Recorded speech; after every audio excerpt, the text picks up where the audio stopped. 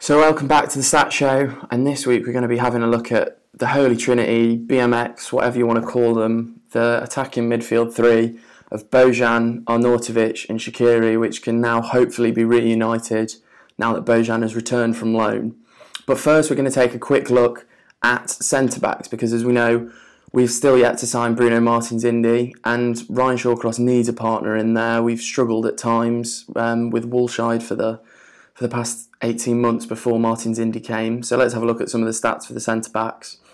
And whilst defensive stats can't really be used to assess how good one defender is compared to another, it gives you a picture of what kind of defender style that they will play with. So as we see with Marc Munizia, he is an all-action defender. He comes forward to make tackles, which is why he's got one of the highest tackles per 90 minutes of these four players.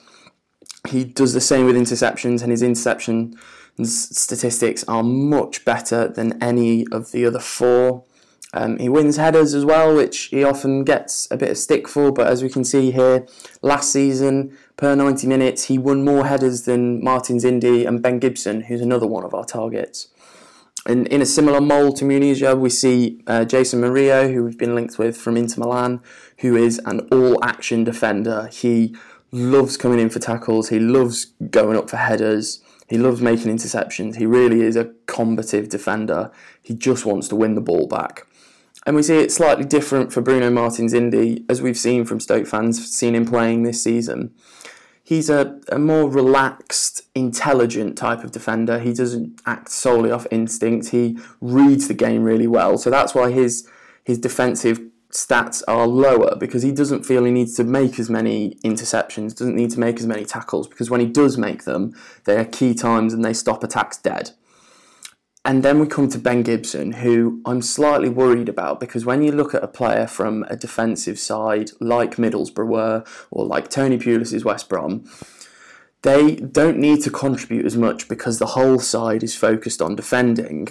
And the transition from a defensive side to a more open attacking side like Stoke under Mark Hughes have become can sometimes be really difficult, and they can really struggle. So as we can see, there's lots of different types of defenders who Stoke could take a look at. So now getting across to the main part of this show, BMX, Bojan, Arnautovic, Shaqiri, what do they bring us when they are linked together, and should we be playing them more?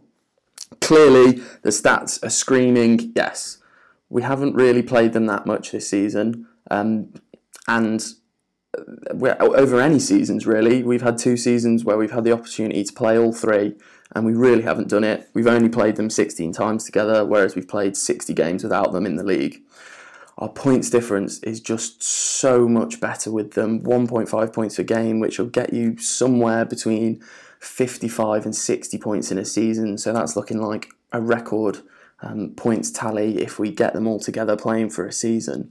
And as I've said on here before, goal difference is a really good statistic to use to look at performance. The teams at the top of the table have the best goal difference. The teams at the bottom of the table have the worst goal difference.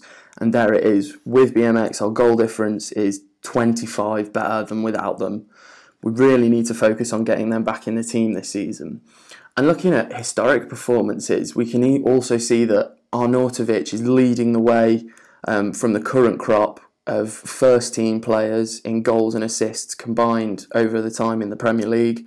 He's only being beaten by Crouch and Walters, who have played way more games than Arnie has at the club. And if we add in per appearances, we see that Arnautovic is contributing slightly more than 1 goal or assist every 3 games. It's really good for Stoke. And if we add in the next highest players on per appearance, we see that Shaqiri and Bojan are contributing the most goals and assists per appearance of anybody else to have played for Stoke since we came into the Premier League.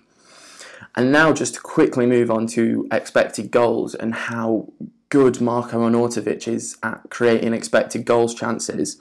This graph shows that Arnautovic is leading the way in the Premier League for creating expected goals chances and getting those numbers really high. He's in the top 5 for making them in open play, and overall he is 9th in most expected goals, assists in the league, beating out some really, really good players, the likes of Payet, the likes of Coutinho, the likes of Pogba, the likes of Hazard.